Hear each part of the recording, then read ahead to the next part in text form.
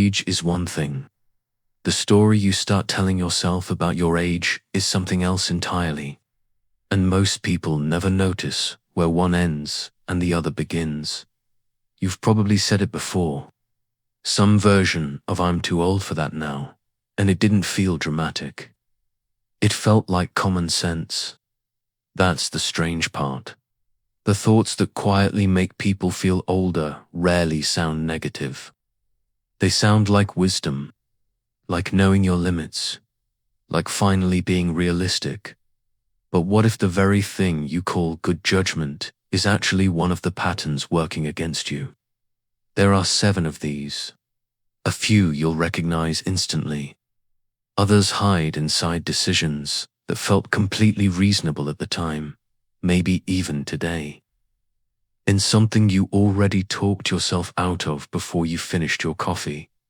Most people don't wake up one day and decide to think differently about themselves. It happens the other way around. A thought shows up quietly, attached to something small. You skip a hike because your knees have been acting up, and that's true, they have. But the next time an invitation like that comes along, you don't even weigh it. You've already decided. The decision doesn't feel like a decision. It feels like knowing yourself. When does knowing yourself quietly turn into deciding for yourself, without you ever really asking? Nobody sits down and writes out new rules for their own life. The rules write themselves, one small moment at a time. And you don't usually notice when a version of you starts making the calls, instead of the actual you. Here's what makes it hard to catch. Every one of these small decisions comes with a good reason attached. That's not an accident. If the reason sounded weak, you'd catch it right away. Instead, it sounds like something a sensible person would say. I've got nothing to prove. I know what I like. I don't need to fill every weekend with something new. All true, some of the time. Say it enough times, though, and it stops being an observation. It becomes a wall in a room that keeps getting smaller. You don't feel the room closing in while it happens. You feel comfortable, settled, like you've got things figured out. It's usually later, if you notice at all, that you see how much of the map you used to walk isn't part of your life anymore. Not because anyone took it from you, because at some point you stopped checking whether it was still there. Some of what's missing from your life probably isn't gone because you stopped caring about it. It's gone because you stopped considering it. Those aren't the same thing, even though from the outside they look exactly alike. This isn't about being reckless. Nobody's telling you to ignore a bad knee or push through something your body is clearly telling you to skip. A lot of caution is earned honestly. What we're getting at is something else. It's the moment a real signal. A sore knee, a long day, a little nervousness about something unfamiliar gets picked up by an old habit of mind and turned into a permanent verdict. My knees hurt today becomes I don't do that anymore. One is information.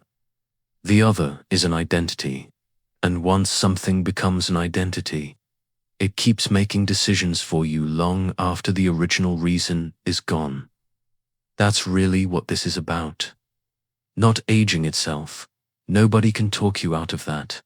But the way certain thoughts, repeated enough, start narrating your life for you. Some sound cautious. Some sound wise. 1 or 2 even sound like self. Every single one feels true in the moment you have it. What they share is what they cost. Not all at once. A little at a time, the way a room shrinks when nobody's measuring it. Worth asking yourself honestly, how many of your just being realistic moments were actually about your knees, or your energy, or your interest, and how many were just the room, closing in one comfortable inch at a time. The first mistake doesn't look like fear, and it doesn't look like giving up. If anything, it looks like the opposite. It looks like finally having your life figured out. Something on TV catches your eye for a second, and before it's even finished, you've already thought, I wouldn't know how to do that. Not because you tried it, not because anyone asked. The thought just showed up, and you moved on without noticing anything happened at all. That's the mistake. Not the show, not whatever it was. It's treating an old decision like it's still true, even though nobody, including you, has checked on it in years. At some point, I find this confusing quietly turned into, I'm not a technology person. And the second version doesn't need proof anymore. It just needs repeating. You didn't decide that just now. You just answered. You're standing in the kitchen and you think, out of nowhere, that you'd like a piece of pie. Not because it's someone's birthday. Not because you're celebrating anything. You just want it. And before you've even opened the fridge, some part of you asks, do I really need that? You put the thought away and have a piece of fruit instead, and you feel, faintly, like you made the responsible choice. That's such a small moment it barely registers as a moment at all. But notice what actually happened. You didn't decide the pie was bad for you, exactly. You asked whether you'd earned it, whether there was an occasion good enough to justify it. And when none showed up, you let the want go.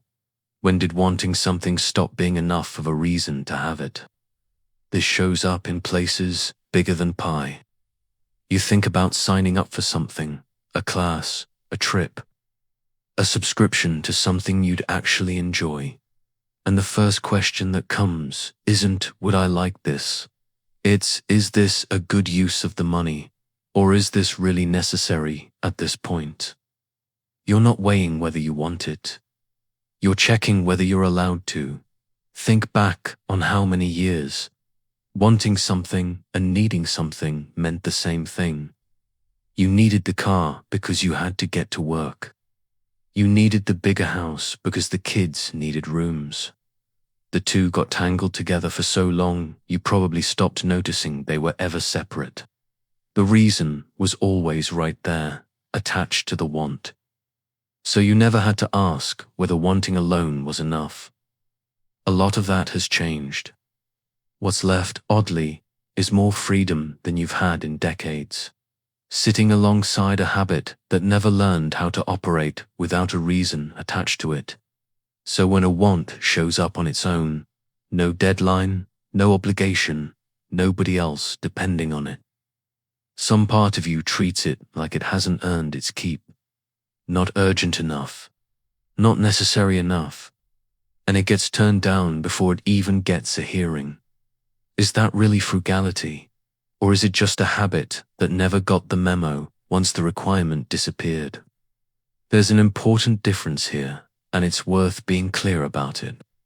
There's nothing wrong with deciding something genuinely isn't worth the money, or the time, or the effort.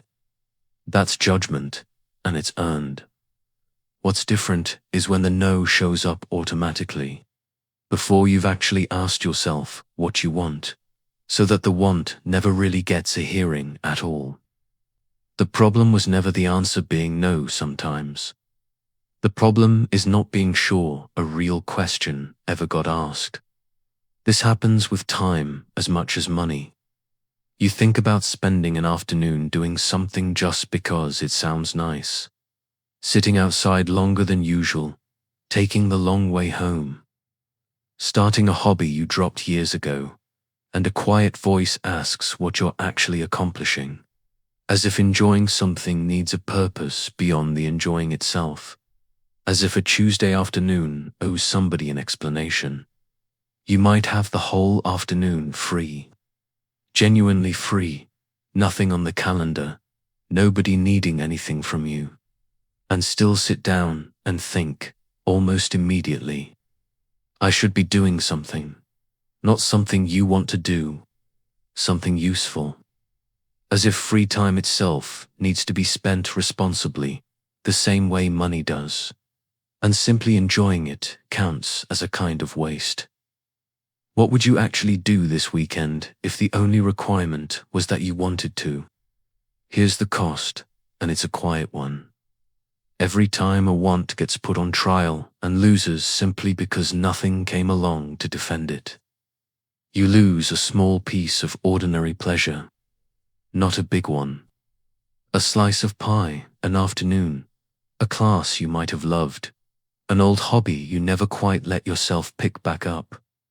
None of these losses feel like anything on their own. You're still just as careful as you've always been. It's just that most of what you're being careful about doesn't actually need it anymore. You don't notice this all at once. You just notice, one day, that most of what fills your time is necessary, useful, sensible, and almost none of it is simply because you wanted it. The days start to look alike, and it takes a while before you can even put your finger on why. When enough of your choices come from obligation instead of desire, life can start to feel more like something you're managing than something you're actually living. That particular flatness has very little to do with your needs, your energy, or your health. It's just what happens when every want has to defend itself before it's allowed in. Nobody's suggesting you throw out judgment entirely. Some wants genuinely aren't worth the cost, and knowing that is just being a sensible adult. The difference worth noticing is between actually weighing something and automatically requiring it to prove itself before you'll let yourself have it. How many small, harmless wants have you turned down this year? Telling yourself it was just being practical. And if that's true here, in something as small as a piece of pie, it might be worth wondering what else in your life has been quietly wearing the word practical, when what actually happened is you stopped asking yourself what you wanted in the first place. An old friend calls and mentions a trip she's taking, and you hear yourself say, "Oh, that's not really my kind of thing anymore," before you've even pictured it. A song comes on the radio and you think, "I used to play something like that." And the thought just stops there, mid-sentence, and you reach for the dial. When did that become true? Do you actually remember deciding it, or did it just settle in while you weren't paying attention? Here's why this is so easy to miss by 60 or 70. You've earned your opinions. You're not guessing about yourself the way you were at 20. You tried things, you failed at some, you got good at others, and you built up real evidence about who you are. Trusting that evidence isn't foolish. Most of the time, it's exactly the right thing to do. There's a difference between "I don't like this" and "I'm not that kind of person," even though they sound almost the same coming out of your mouth. The first one is about a thing. The second one is about you. And once it's about you, it stops being something you check. It becomes something you carry. Sometimes there isn't even a sentence. Something crosses your mind, some small possibility, and it never gets as far as "would I like that?" The question doesn't get asked. It gets skipped. Is that answer still true, or is it just familiar? Those aren't the same thing. And most of us never stop to tell the difference. When you stop checking whether an old conclusion still holds, you end up making today's decisions based on who you used to be, not who you actually are right now. Fewer surprises, fewer moments of catching yourself enjoying something you were sure you wouldn't. And a life with fewer of those moments can start to feel older. Not because your body aged that day, but because you stopped meeting yourself as you actually are now. Getting older isn't really the problem here. If anything, it's the opposite.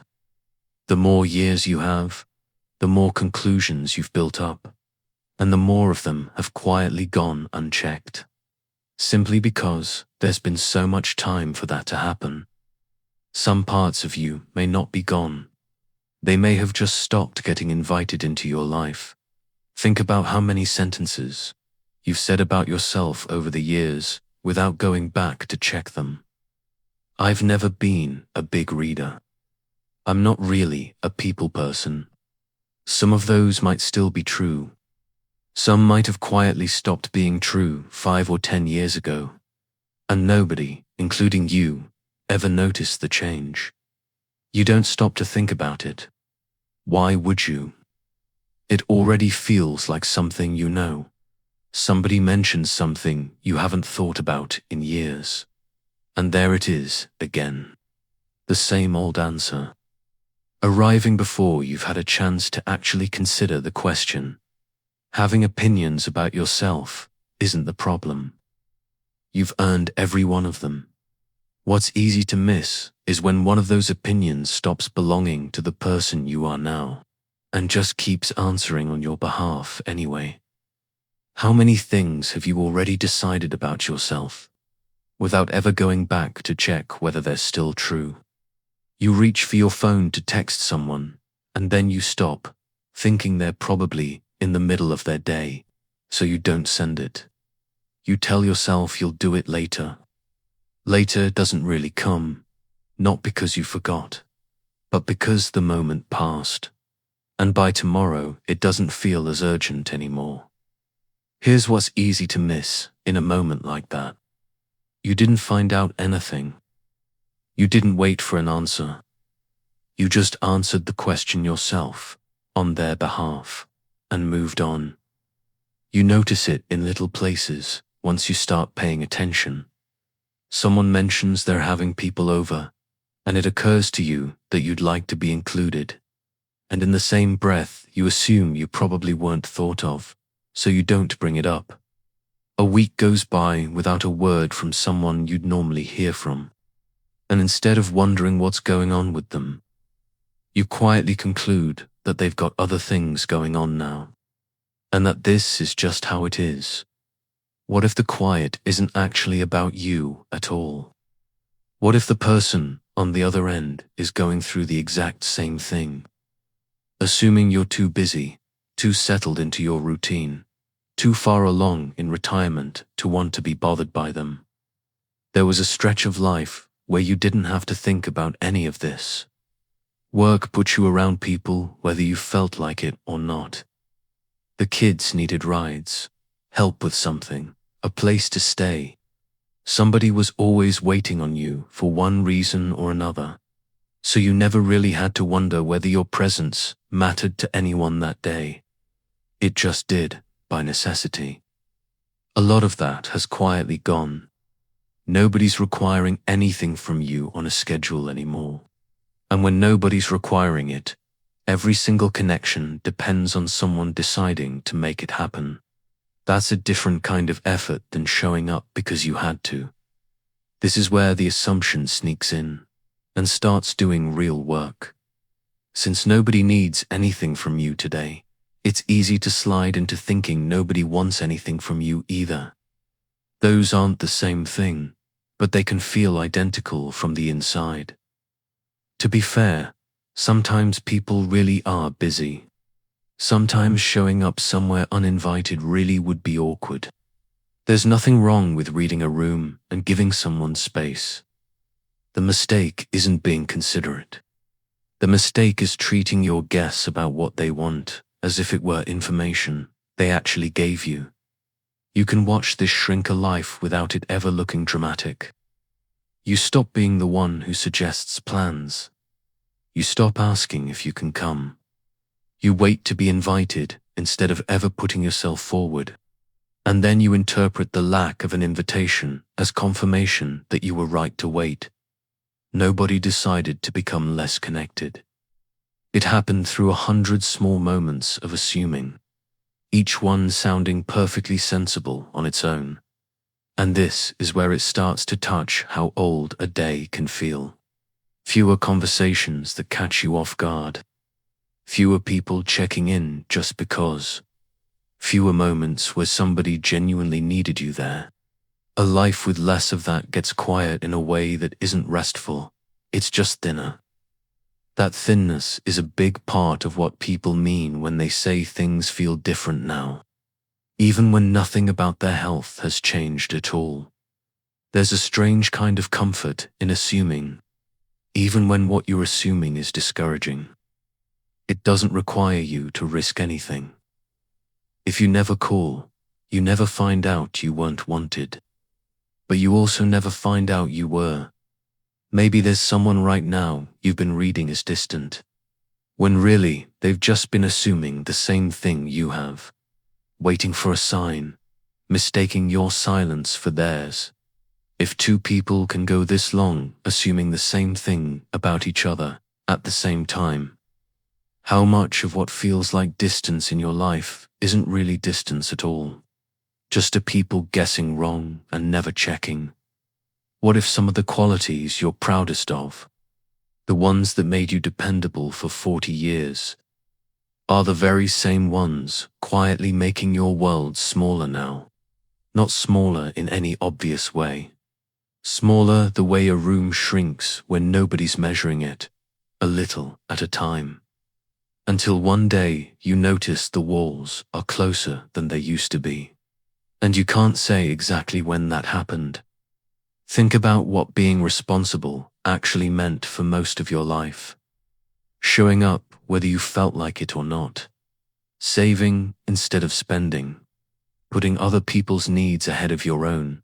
Not complaining, finishing what you started. Never asking for more than your share. Nobody handed you those habits. You built them because they worked.